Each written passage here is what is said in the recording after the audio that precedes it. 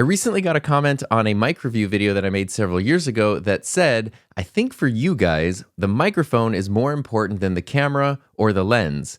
To which I replied, audio is half of video. This is a phrase that has lived in my brain for well over a decade, really well over a decade at this point because time is terrifying. And in fact, when I was a digital media teacher, I had a project that I used to give my new students specifically called Audio is Half of Video. And the whole point of that was to help students who were new to making videos really appreciate audio because it's so easy to underappreciate it. So it's not that I value microphones and audio more than the video side of things. I think they're equally as important. I just feel like audio is so often overlooked, but it's the easiest way to instantly level up the quality of your videos, which is why I'm using this 25-plus-year-old standard definition tape camcorder to film this part of this video, because this image quality is not the best. It's definitely got a vibe to it, as the kids say, but it's nothing compared to the image quality from my Sony FX3, except now you're listening to me from the FX3's internal microphone. So this is just a tiny little microphone placed, way past an arm's length away, and this is what that sounds like. I don't know how long you'd actually want to listen to something like this, even though the image quality is much better. But over here, even though the image quality isn't as great since the sound quality is good, it's actually, I think, overall a better experience. And this is kind of a strange thing because I think most people will stick with something that looks bad and sounds good longer than they will something that looks good and sounds bad. But of course, ideally, you'd want something with great audio and great video. But I do think it's interesting that when it comes to making videos, even though it might seem like the exact opposite of what you'd expect when you're talking about your cameras and your lenses and all that really fun stuff, if you have to choose between upgrading only the quality of your audio or your video, it might make sense to focus on audio first. So with all that in mind, this video has two purposes. The first is to hopefully get people thinking about the importance of audio when making videos. I don't think it's a good idea to overinvest in a great camera. You spend thousands of dollars on your camera, thousands of dollars on lenses, and then just go get some random microphone to stick on top of your camera, put the camera 15 feet away on the other side of the room, and think that that's going to sound good. If anything, honestly, I might be wrong in saying that audio is half of video, because it might even be more than that when you look into everything, including sound design, music mixing, the whole audio package. That is really at least half, if not more, of the video experience. And if you are a teacher or just somebody who wants to work on stuff, I do have all my old projects that I put together, like the prompts and stuff when I was teaching. And go to my website, himynameistom.com, and they're all there. I'll put a link in the description. They're free if you want to use them, borrow them, modify them, whatever.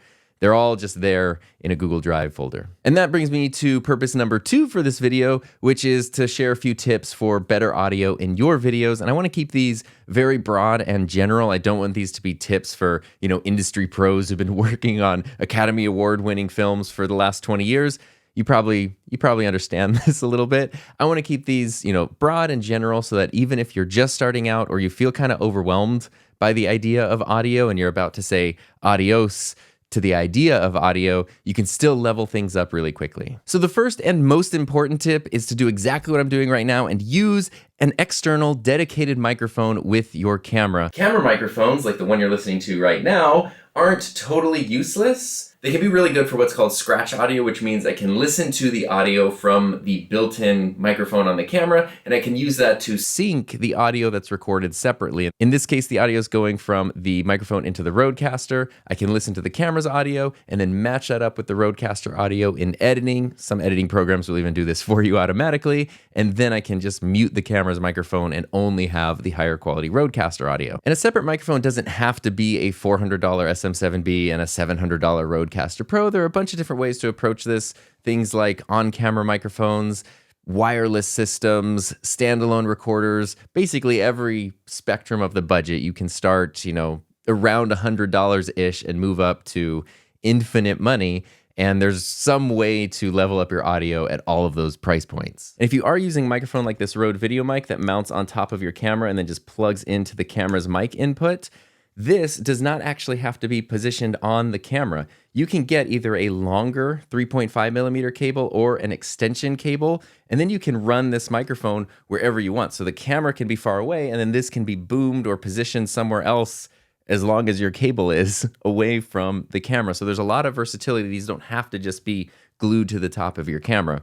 There are other ones like the Sony microphone. This was actually the video that the comment at the beginning of this video came from, was the review for this microphone. This is an on-camera microphone that does have to attach to the camera itself because the camera actually powers the microphone, and the microphone then adjusts all of the audio levels on the camera just by being connected here. It's kind of magical. The downside is you lose the flexibility of being able to position the mic elsewhere, but you gain a lot of simplicity because you just have your really good microphone right on top of your camera. You don't have to mess with any camera settings for audio. And if you're somebody who tends to be very close to your camera while you're filming, this could actually be a perfect setup. And talking about this microphone controlling the camera's audio levels brings me to tip number 2, which is to keep your camera's gain as low as possible. You actually gain better audio with less gain in your camera, which again might be counterintuitive a little bit. When you connect a microphone to your camera, you usually have the option in the camera settings to adjust the camera's gain level, basically how loud that microphone is going to be.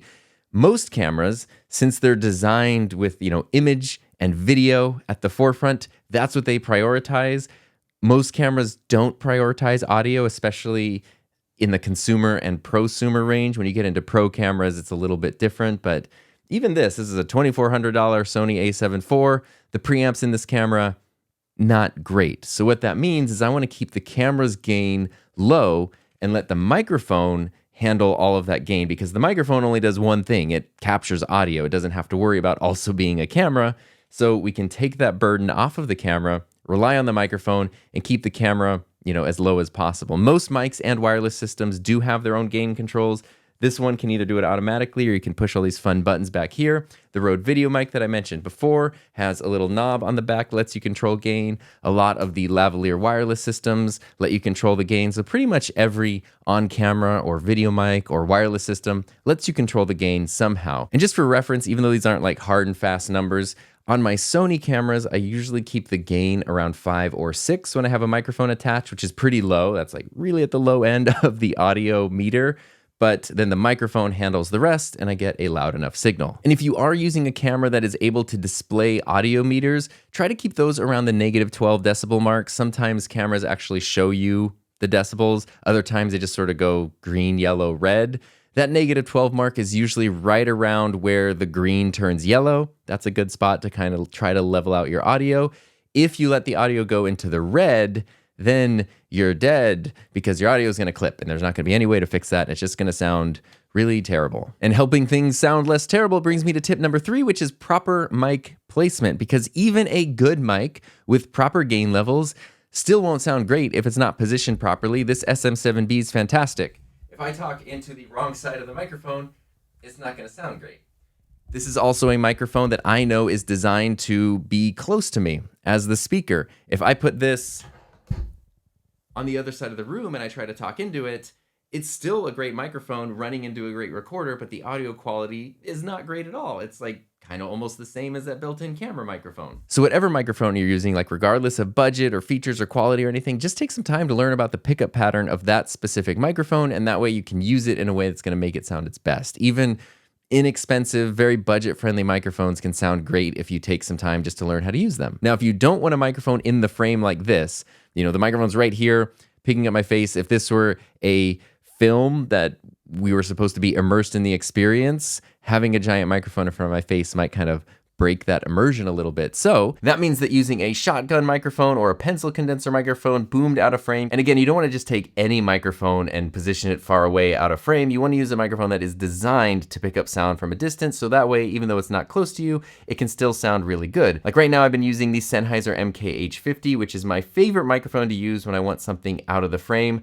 I love this microphone so much, and it's what you've been listening to me on since I moved the SM7B out of the way. But with a $1,200 MSRP, the MKH50 is very expensive. So even though I 100% recommend it, and like if you buy one, it'll probably just last you the rest of your life and it's going to sound amazing, it is not the only option. This microphone right here is the Audio-Technica AT897, which is significantly less expensive with an MSRP of $249-ish, I believe. And it is my second favorite shotgun microphone. I think this is really underrated. I have a whole separate video all about it. But if you want a microphone, my arm's not quite long enough, but if you want a microphone boomed out of frame, reaching out of frame, you don't have to spend $1,200 on something like the Sennheiser. There are other options. This is the Audio-Technica. There's other ones from Rode, Deity, all kinds of different brands that sound good. But the Audio-Technica AT897 is my recommendation for the less expensive shotgun microphone option. So back over here on the SM7B, that means when it comes to mic placement, you can use a big old microphone just in front of the subject like right now, or you can use a shotgun mic boomed out of frame so it's a little more discreet. And then there's also the option to place a lavalier microphone on your subject. So there's things like the DJI wireless system, these small lavalier systems that you can clip to someone, and there's more traditional lavalier mics. And then you can actually, on most wireless systems, connect a traditional lavalier mic to the transmitter if you don't want this whole brick here. And there's a whole world of lavalier mics. Not only can they just clip onto people's clothing, but there's also all kinds of ways to hide these. Hide them under clothing, hide them under hats, hide them under wigs. So you can have a lavalier mic on someone and have it actually not even be visible on camera. It takes a little bit more work and a little bit more effort and a lot of understanding of the microphone, because if you position these wrong, they can end up sounding really bad or really muffled, or they can accidentally have clothing rustle up against them and kind of ruin the audio recording.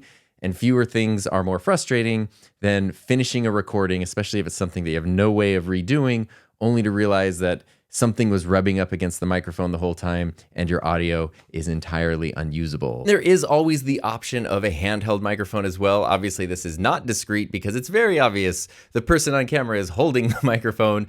But if that's fine, if that does not matter or break the immersion in your situation, then being able to just handhold a microphone, that means it's going to be positioned exactly where it needs to be, at any point in time. And there's all kinds of different ones. There's wireless ones. Right now, I'm actually just recording internally into this microphone, the Rode Interview Pro. There are XLR handheld microphones. There's the possibilities are a bit endless when it comes to handheld microphones, but there's all kinds of options depending on the audio quality you're going for and the level of discreetness that you need. So no matter what kind of microphone or audio setup you end up using, the last thing you want to do is make some mistakes that you don't notice until after you're recording. And so that brings me to tip number 4, which is to test and monitor your audio. It is always a good idea to do a quick test recording once everything is set up, just to be sure things are sounding as good as possible, even if you're using equipment that you're super familiar with. Like I have this camera and especially the Sennheiser microphone boomed out of frame in here all the time set up. I never take them down. I never take them apart. But every time before I start recording with them, I make sure to do a test recording so that I don't sit here and babble for 45 minutes and then realize that the microphone wasn't plugged in or wasn't turned on or something. So just doing a quick test to make sure that everything's working and everything's sounding good can save you a lot of frustration down the line. And even if you are using a setup that you're super familiar with and equipment that you use all the time, you kind of never know when a cable could accidentally get knocked loose or something could get unplugged. You just want to make sure everything's working and sounding as good as possible before you're recording. And while you're recording, if possible, it is a good idea to monitor your audio. Most cameras nowadays do have headphone outputs, so you can plug in a set of earbuds or headphones and monitor, or somebody else can monitor if you're not the one that's going to be behind the camera. And at least then you can understand what things are sounding like as it's happening. If you're recording yourself though, and you don't want to be wearing headphones the whole time, then the best thing to do is to make sure that you do that test recording. Really listen to it on a decent set of speakers. Don't just play it back on the camera's tiny, crappy little built-in speaker. Like put it in your computer or something, or plug in some headphones so you can really hear what it sounds like. Make sure things sound good before you start recording. And making things sound good after you start recording brings us to the final tip, number 5, and that is to edit your audio. Because even if you're using a great mic that sounds fantastic, it's usually worth taking the time to add a little bit of EQ and a little bit of processing to help everything really sound its best. It can help dial things in to suit specific voices in specific environments, because no voice and environment are exactly the same. So, this SM7B can sound really great on a lot of different voices, but the way that you EQ it and the way that it sounds is going to be different if you're, putting this in front of someone with a really deep voice outdoors versus someone with a high-pitched voice indoors. Is it in a treated studio space, an untreated space? All of those variables kind of affect how things sound, even if you're using decent quality equipment. So a little bit of EQ and a little bit of processing can really help things shine. There is an almost limitless number of ways to do this. I don't want to take an entire like career field and profession and art form and condense it into like tip number 5 on a YouTube video because there's a lot more to it than that. But what I can say, just to keep things simple, is that a good place to start with your processing is just a little bit of EQ and a little bit of compression. I can go in here and actually turn off all of the processing that I have on this SM7B. This is just what the microphone sounds like normally. It's a little bit flat, it's a little bit basic. If you go into EQ, that means you can adjust the low, mid, and high frequencies to sort of sound your best. So if you have a really low voice, you can maybe reduce some of the lows so it doesn't sound too boomy. If you have a high-pitched voice, you can tame some of those and boost some of the lows, all that kind of stuff. And then compression just helps bring together the highs and the lows to create a more punchy sound with more consistent volume. If I turn back on my processing, now you can hear just simple EQ and simple compression that I've added to this. So hopefully that leaves a good impression on you. And I do actually have a video that covers 3 super simple steps that you can do in pretty much any editing application. So check that out if you want a little bit more guidance on basic audio editing. Now, what I really didn't want to do here was just make a video that leaves you thinking, yeah, audio is important. It really is, half of the video process. So I wanted to include these tips in a way that hopefully is practical and can point you in the right direction for what works best for you. And I do want to remind you that that is kind of the most important part, is finding what works best for you. If you're doing a bunch of run and gun narrative filmmaking, using a podcasting setup like this won't work at all, even if it sounds really good. And if you're doing, talking head explainer videos or tutorials, then you don't need to be 1.5 miles away from your microphone over there. So while there's no definitive best setup, I hope these tips can do their best to help get you set up for good audio. And here is something that is definitively the best. Everyone who helps support my channel through YouTube channel memberships, thank you very much for making everything possible. And if you do want to learn a little bit more about using audio to improve the quality of your video, check out these videos right here.